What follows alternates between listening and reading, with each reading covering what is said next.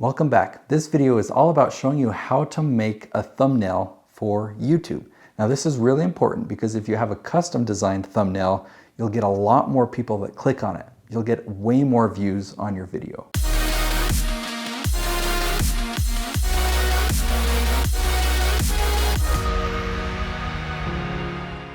So first let's talk about software, and I'm going to recommend something to you. The first one I'll mention is Photoshop. You've probably heard it, maybe you've used it before. It's a great tool. It's easy to use, but it is kind of expensive. If you're not computer savvy, then I've got another solution for you. And this one has a lot of advantages. It's called Canva. You can just go to canva.com. You can do it all online, and there's actually templates. Now the cool thing about having a template is it will give you design ideas. Now right now I'm actually going to take a shortcut because I found a tutorial online already on YouTube right up here, and I suggest you watch this video after this one. Jillian Perkins actually demonstrates both in Photoshop and in Canva how to design a thumbnail, and she does a really good job. What I'm going to talk about in the rest of this video is where to get ideas, what's the best strategy for your thumbnails, and then how you can improve your thumbnails to get a better click-through rate. So the combination of Jillian's video and this video, I think will set you up to have real success with your thumbnails on YouTube. You're here on YouTube now, you're watching this episode, so you must have clicked on something to get here, right? Hopefully our thumbnail did a good job and that's why you're here. The YouTube channels that are successful and doing well, they have good thumbnails. The channels that aren't doing so well, they don't have very good thumbnails. So you can learn a lot just by studying other YouTube channels. Do they have tons of subscribers? Do they get tons of views?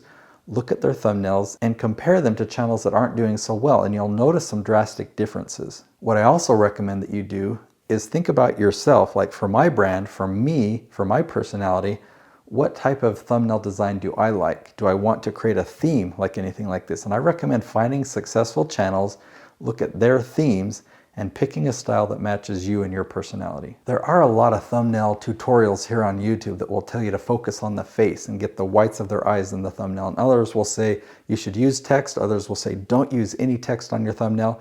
But it really varies from channel to channel depending on what type of video that you're creating, on what type of thumbnail you should have. So find a channel that might be similar to yours or a similar type content. You can find something. It doesn't have to be an exact match, but find something that targets the same audience and start from there. Once you've created some type of design, you don't know if it's the best, you don't know if it's terrible, you can do A/B testing. So let me show you an example. This is a real thumbnail. This is a real test that we did.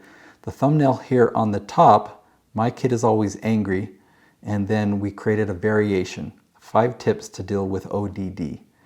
And check out how much of a difference that made. We started out getting just under 5% click-through rate. Nearly 1,600 impressions that we had on this thumbnail, only 5% clicked on it, resulting in 79 clicks. Now, the variation, we had a little bit more clicks, but we had a much higher click-through rate. We had a 7.66% click-through rate, which resulted in 128 views.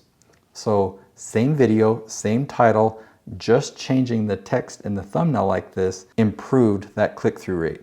And overall, we went to an average watch time per impression of 46 seconds up to 59 seconds. So that is drastic. Small changes can make a big difference. Now, sometimes our variation will perform worse. It actually happens quite often. So we'll just do another A/B test. We'll go back to the original and do another variation to see if we can improve on that click-through rate. Now, YouTube announced that they will be soon integrating an A/B split test feature right within YouTube. For now, it still doesn't exist. We're just waiting. So TubeBuddy is a tool that we are using right now to do the A/B split testing. So now hopefully you understand how important it is to do custom thumbnail design. Now go watch Jillian's video and learn how to do that in both Canva and Photoshop.